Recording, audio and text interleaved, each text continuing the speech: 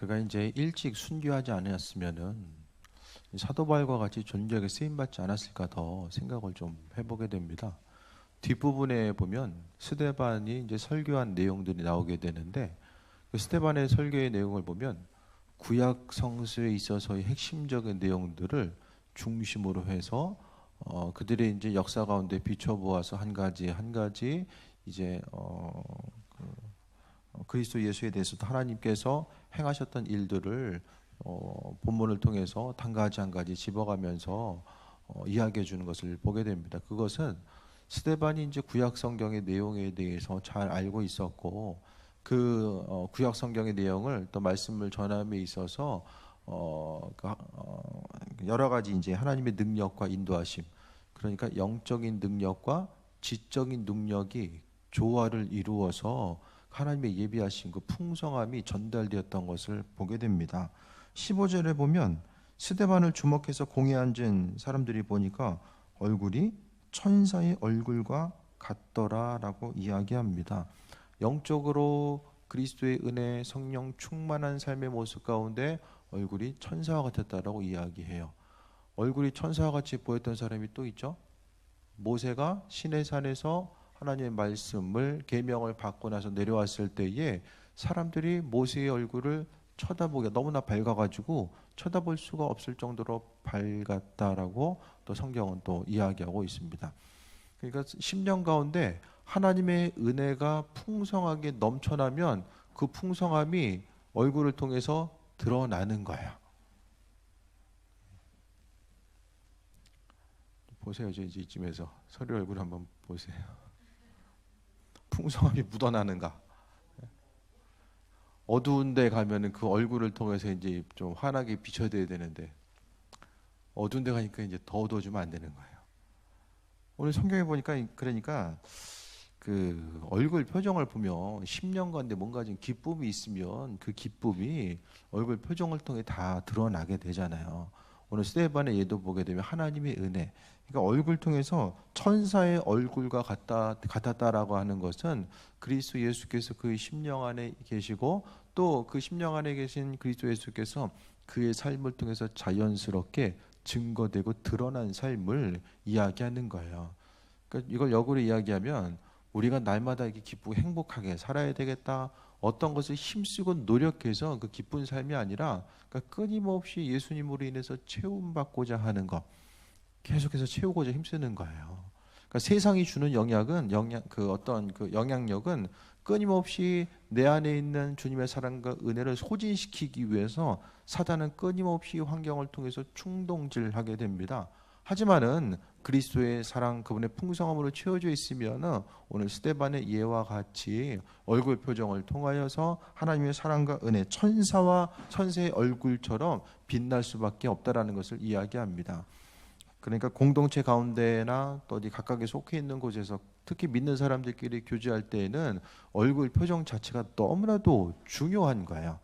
우리 교제함에 있어서 하나님의 사랑을 이야기하고 그분의 뜻과 예비하심에 대해서 이야기한다고 한다면 그 가운데서 얼굴 표정을 통해서 자연스럽게 하나님의 충만케 하심의 역사가 증거될 수밖에 없습니다.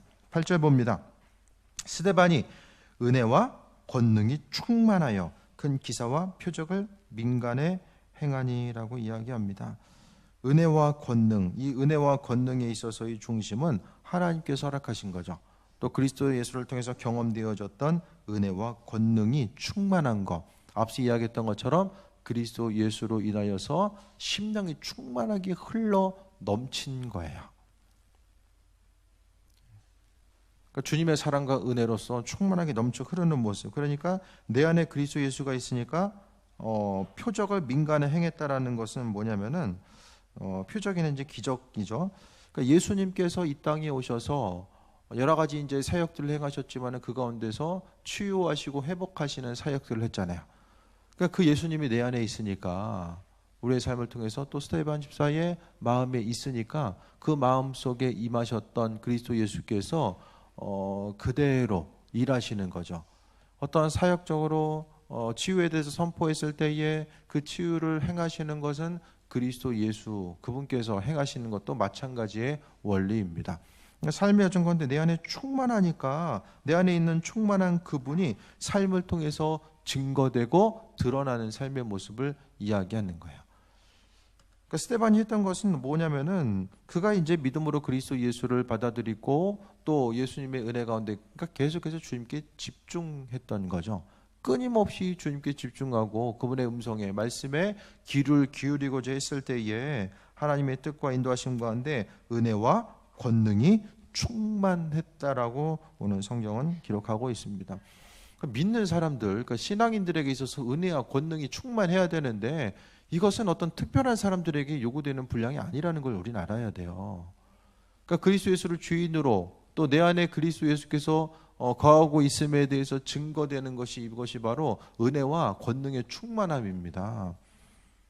그러니까 우리가 어떤 일을 행할 수 있고 없고의 그 기준 자체는 바로 예수님께서 그 기준 되셔서 우리의 삶의 여정 가운데 크고 작은 증거로서 나타나시고 인도하신다라는 것을 말씀하고 있습니다. 그러니까 스데반이 은혜와 권능이 충만했던 것은 결국 믿음의 증거죠.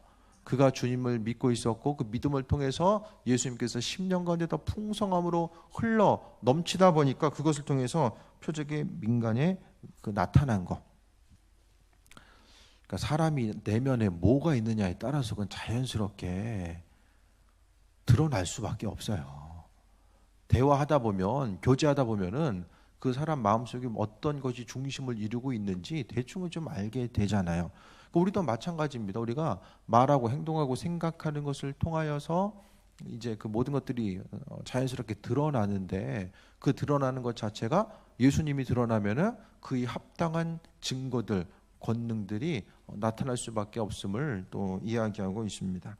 그랬을 때의 구절에 보면 자유민들, 주변에 이제 헬라 지역에 있었던 사람들, 구레네인, 알렉산드리아인, 길리기아와 아시아에서 온 사람들이 회당에서 어떤 자들이 일어나 스데반과 더불어 논쟁할세.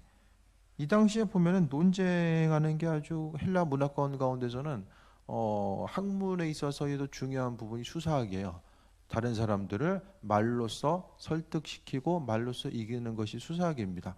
그래서 헬라인들은 논쟁을 즐겼거든요.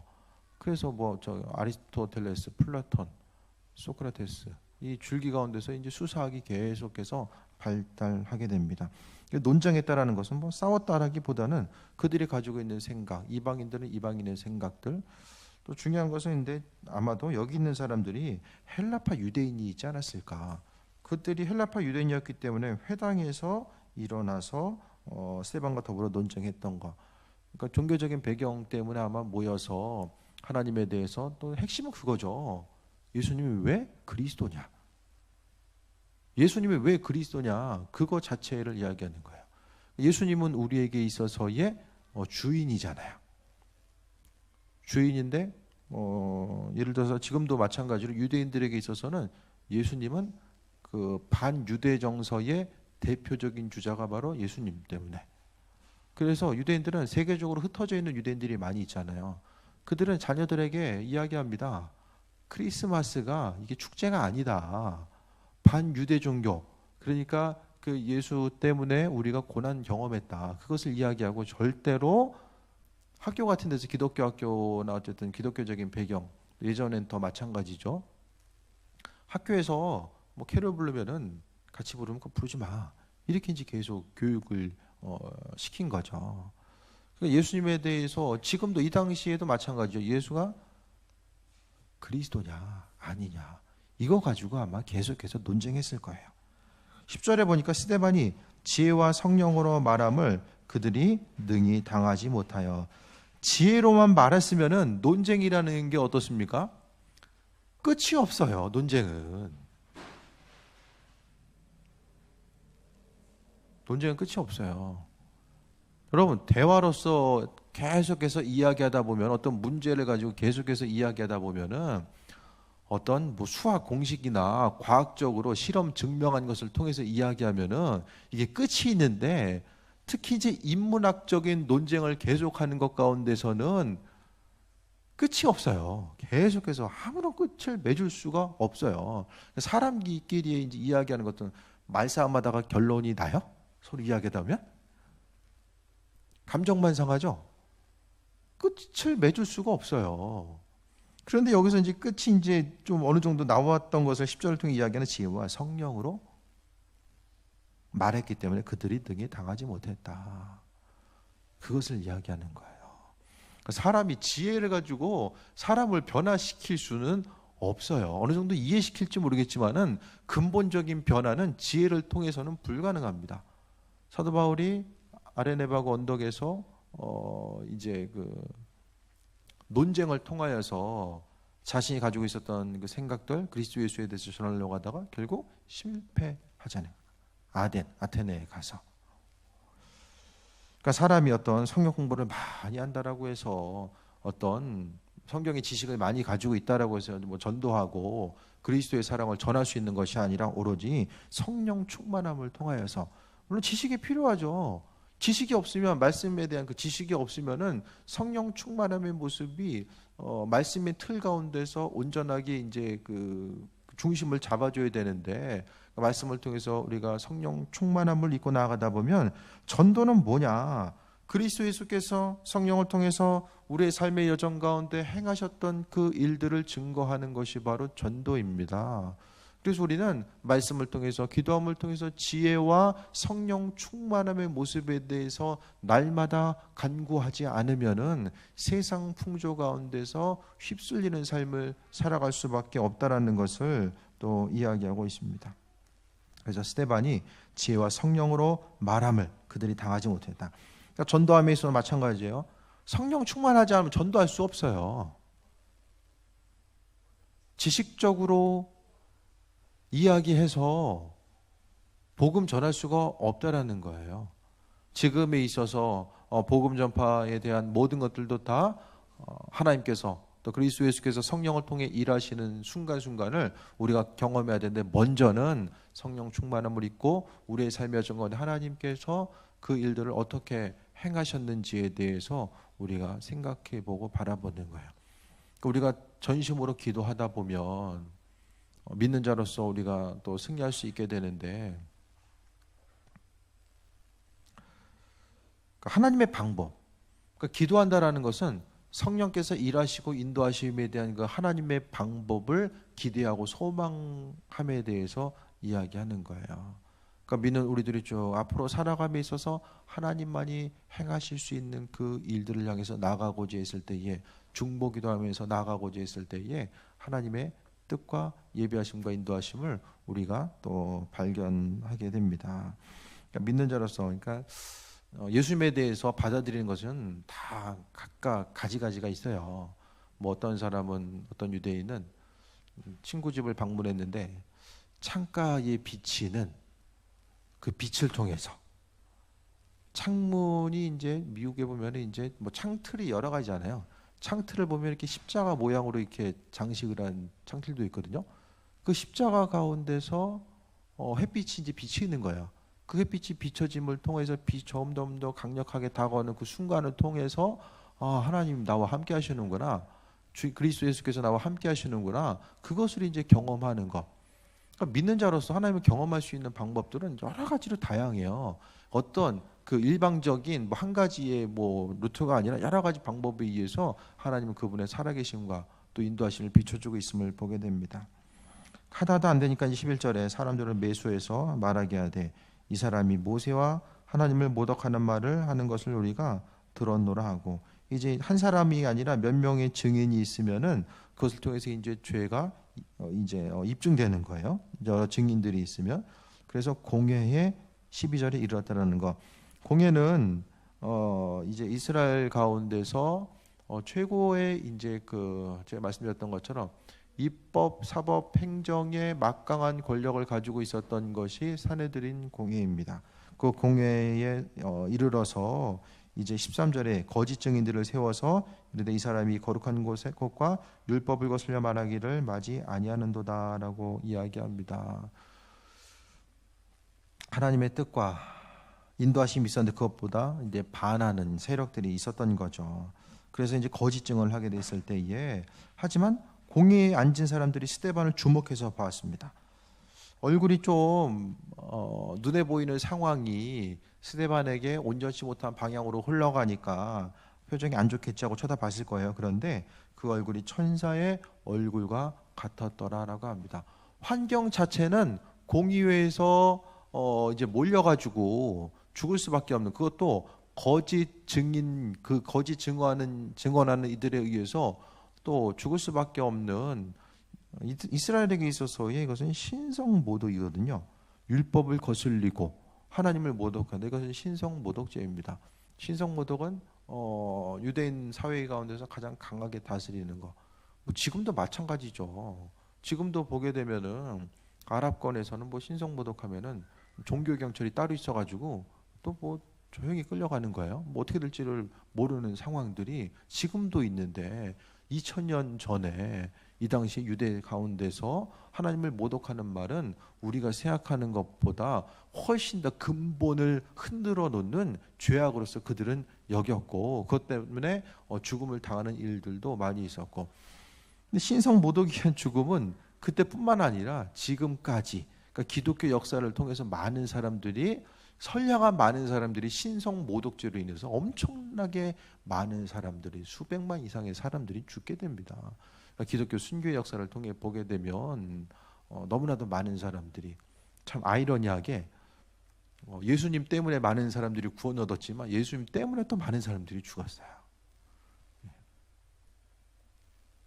또 종교적인 싸움과 갈등에 의해서, 또 개신교와 카톨릭 간의 이런 싸움, 또 신앙 때문에 너무나도 많은 사람들이 죽음에 이르는 이런 상황들이 또 놓여 있었던 것도 보게 됩니다. 그러니까 사람의 근본적인 생각들 가운데서 온전하게 믿고 온전하게 증거하는 것이 얼마나 중요한지를 보게 되는데, 오늘 스데반의 예를 통해서 바라봤을 때 그는 이제 7장부터 스데반의 이제 설교가 그들의 이제 그 아브라함과 이제 그 야곱, 그들의 조상들로부터 이제 계속해서 아브라함의 때부터 이제 계속해서 이제 나오게 되죠. 그런데 스데반은 은혜가 충만했기 때문에 그가 입술로서 그가 가지고 있는 지식적인 것들이 성령 충만함을 입어서 증거되었을 때에 더 폭발적으로 하나님의 은혜의 역사가 강조되었던 것에 대해서 보게 됩니다.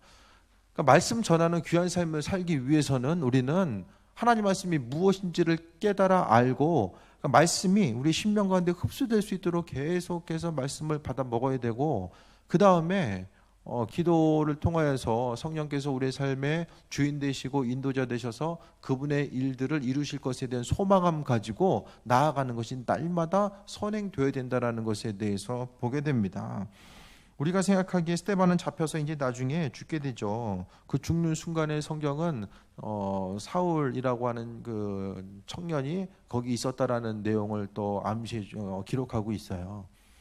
우리 순간순간 생각했을 때에 어떻게 생각하면 나중에 그 누구보다도 동역할 수 있는 그 두 사람이, 한 사람은 죽게 되고 또 한 사람은 나중에 또 죽죠.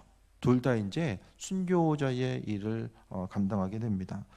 스데반은 왜 죽었을까? 우리 생각 가운데서는 스데반 같은 사람은 살아남아야 돼요. 그 당시에 봤을 때에 어떤 지식적으로 탁월했던 사람들보다는, 성경에 보게 되면은 예수님의 제자들의 예를 통해서 보더라도 그렇게 지식적으로 탁월한 사람들이 많지는 않았잖아요. 근데 그 스데반 같은 사람이 끝까지 살아남아서 복음을 전했으면은 정말로 풍성하고도 충만하게 전할 수 있었을 거예요.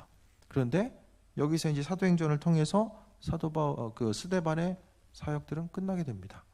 그런데 성경은 그 이유를 이야기하죠. 스데반의 순교 이후로 다 흩어져요. 예수님께서 땅 끝까지 이르러 복음을 전해라고 말씀을 남기셨잖아요. 근데 우리가 생각하는 땅 끝은 세계 만방 곳곳을 이야기하잖아요. 근데 이들은 땅 끝이라고 하면 유대 지역을 벗어나는 것을 생각을 못 하고 있었어요. 땅 끝이라고 하는 거, 구체적으로 예수님이 어디까지 가라라고 말씀해 주셨으면은 좀 알아듣기 쉬웠을 텐데, 땅 끝까지 가라. 우리에게 있어서의 만약에 땅 끝이 뭐 어디예요? 이스라엘 민족들은 단에서부터 부엘사바, 남쪽 끝에서 북쪽 끝까지 하면 그거 생각했을 거예요. 우리도 뭐 땅 끝 하면은 뭐 갈 수 있는데, 뭐 길게 잡으면은 뭐 한라산부터 백두산까지 뭐 그 정도 생각하겠죠. 벗어날 생각을 이들은 절대 못 하고 있었어요. 내부로만 응집돼 있었던 거죠. 또 한 가지는 이들은 유대인들이 아니라 비유대인들에게, 이방인들에게 하나님께서 함께 하시고 은혜로 베푸신다라는 사실 그들은 알 수 없었어요. 그들이 가지고 있었던 유대적인 사상과 배경 가운데서는 가질 수가 없었어요. 구약에 보면 이스라엘 민족들이 전도한 내용 나옵니까? 나중에 보면은 구약에 있어서의 이방인들을 향한 그 구원 자체에 대해서 뭐 조금은 나와요. 뭐 이제 일부분, 예를 들어서 이제 뭐 요나가 니누에 가서 복음 전파했던 것, 그것이 이제 가장 대표적인 복음 전파, 이방인들에게까지 하나님께서 은혜를 베풀어 주신다라는 내용. 또 이스라엘 민족 하나님께서 또 고레스를 사용하셔서 그들을 귀환시킨다라고 하는 어떤 뭐 이런 내용들 일부가 나오지만은, 구약에 보면 땅끝까지 나가서 뭐 전도해라 뭐 그런 내용 나오지 않잖아요. 그러니까 이들의 삶에 있어서는 전도하는 것이 무엇일까에 대해서 이들은 하나님이 그들 민족, 그러니까 구약에 보면은 유대인들은 축복받은 민족, 이방인들은 죽어 마땅한 민족, 이렇게 이제 이분법적으로 나눠서 성경이 흘러가다 보니까 그것을 잘 이해하지 못한 거죠. 근데 중요한 것은 하나님은 말씀 가운데서, 그러니까 지금에 있어서의 유대인들은 두 가지 시각이 있는 거죠. 성경에 있어서 축복받은 민족은 유대인들을 또 이야기한다. 또 한 가지는 예수 그리스도를 따르는 교회 공동체가 유대인들을 대신했다. 이걸 대체 신학이라고 하거든요. 뭐 둘 중에 이제 여러 가지 뭐 이야기하는 사람들이 많이 있는데, 어쨌든 둘 다 맞는 얘기 같아요. 유대인들을 지칭하는 것도 있고, 또 믿는 우리들, 그리스도 예수를 따르는 이들을 영적인 유대인으로 또 이야기하는 경우도 있고. 근데 중요한 것은 이 당시에 사람들은 하나님의 말씀에 대해서 이방인들에게 복음이 필요하다라는 생각을 못한 거. 그렇기 때문에 이제 베드로도 이방인하고 식사하다가 예루살렘에서 사람들이 오니까 숨기 바쁘잖아요. 당황하잖아요. 그러니까 이 당시는 이방인들과 만나는 것 자체도 부정 타는 일, 문제 생기는 일이었는데, 이방인들하고 만나가지고 복음 전한다? 이건 상당히 개념이 이들에게 있어서는 어려운 개념이었다는 거예요. 그런데 스데반의 이 순교 사건을 통하여서, 그것도 돌에 맞아 죽습니다. 이 순교 사건을 통해서 이들은 땅끝까지 이르러서 복음 전해야지, 예수님의 말씀을 기억하고 복음 전해야지라는 생각보다는 있기가 힘든 거예요. 언제 죽을지 모르니까. 그러니까 자연스럽게 흩어지게 됩니다. 어떻게? 전에 얘기했던 것처럼 팝콘 터트리면은 그냥 뻥 하고 일시 동시에 이제 터지잖아요. 그것처럼 이 당시를 통해서 곳곳마다 세계적으로 뻗어나간 거예요. 성경의 복음 전파 역사는 사도행전이 다가 아닙니다. 사도행전에 나와 있는 몇몇 사람들만이 복음을 전했다라고 생각하면 안 돼요. 성경에 기록되어 있지 않는 수많은 사람들, 어떻게 생각하면은 사도 바울만큼 탁월했던 또 다른 사람들도 분명히 있었을 거예요. 그래서 나가서 그때서부터 이제 로마 문화권을 시작으로 해서 계속해서 복음 전파의 사명을 감당하기 위해서 흩어지게 됩니다. 그러니까 주님의 제자들도 흩어지게 되고, 그것이 이제 교회의 전승을 통해서, 성경은 아니지만은 전해 내려오는 전승 이야기들을 통하여서 각각 이제 주님의 제자들이 어떻게 순교했는지, 이런 그 초대에 있어서의 초대 교부들이라고 하는 교회 아버지라고 해서, 예를 들어서 요한의 제자들, 주님의 제자들의 제자들, 그런 제자들이 그들의 주님의 제자였던 스승들이 어떻게 순교했는지를 기록을 통해서 이제 남긴 것들이 있거든요. 그걸 보니까 저 먼 곳에까지, 누구는 스페인, 뭐 인도, 뭐 이렇게 이제 계속 흩어져 가면서 주님의 복음을 전하다가 결국엔 순교했던 그 모습들을 보게 됩니다. 그러니까 박해의 순간에 대해서 이해할 수 없었지만, 하나님은 이 박해의 순간을 통하여서 하나님의 뜻을 비치셨고 또 인도해 주셨다라는 것을 우리가 볼 수 있게 됩니다. 그래서 스데반은 자신이 해야 될 말들, 설교하고 해야 될 말들을 다 공회에서 전하고 그 이후에 이제 죽게 되죠. 아주 훌륭한 족적 하나를 남깁니다. 그 누가 봤냐? 사도 바울이 봤어요. 성경에 나와 있죠.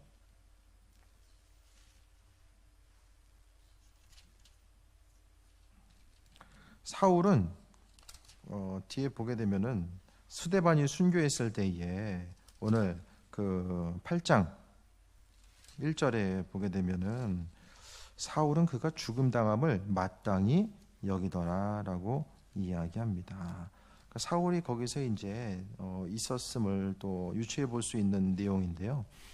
자신이 이제 복음 전파하는 순간에 박해당하는 그 순간에 분명히 스데반이 순교하는 장면들이 머릿속에 각인돼 있었을 거예요. 그리고 복음을 전하는 삶의 모습이 마지막이 어떠할 수 있다라는 것에 대해서 분명히 그는 생각했을 것이고, 복음을 전에다가 박해를 경험하게 되고, 그가 이제 1차 전도여행 때인가요? 그 돌에 맞아가지고 정말 죽은 줄 알고 사람들이 내다가 성 밖으로 버리는 이런 순간까지도 경험하게 됩니다. 그 순간을 통해서 그는 내가 복음 전하는데 왜 박해당하고 왜 이렇게 어려움이 있지? 그것에 대해서 불평하거나 의심하거나 이상하게 여기지 않았어요. 왜? 먼저 충만해서 말씀을 전했었던 그 스데반의 얼굴에 대해서 사도 바울은 기억했을 것입니다. 그래서 복음 전파하는 삶의 모습이 무엇이고 주님의 제자로서의 삶을 살아가는 것이 무엇인지를 그는 깊이 깨달아 알고 나머지 사명을 전했을 것이고, 또 사도 바울만 그때 있었겠는가? 거기서 아닐 거예요. 그 외 이름이 알려지지 않은 제자들도 그 안에서 분명하게 각인되었을 것입니다.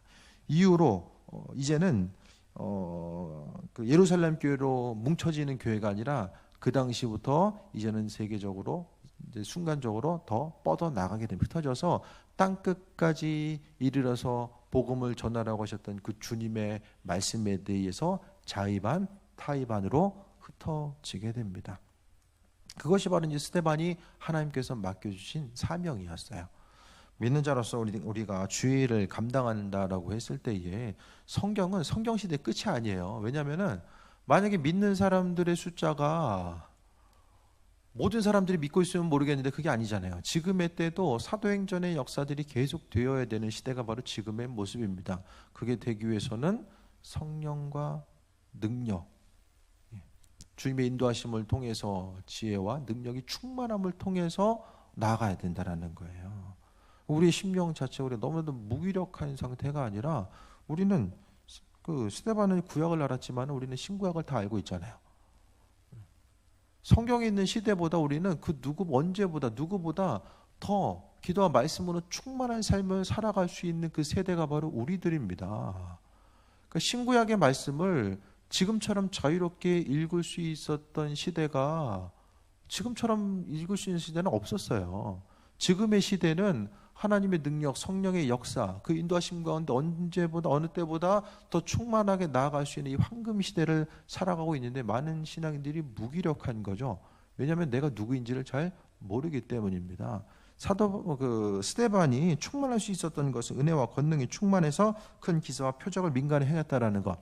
은혜와 기사가 충만했다는 것은 다시 말씀드리면 그리스도에서 충만했다라고 말씀드렸어요. 그러니까 우리의 심령 가운데 복음 전파의 사명도 다 마찬가지입니다. 주님으로 인해서 체험받았을 때에 자연스럽게 그분이 증거되는 거예요. 그러니까 우리가 믿는 자로서 살아가기에 있어서의 어려움을 경험하는 것은 다른 어떤 것이 아니라 그리스도 예수로 충만하게 채워져 있지 못하기 때문에 모든 문제들이 거기서부터 파생됩니다.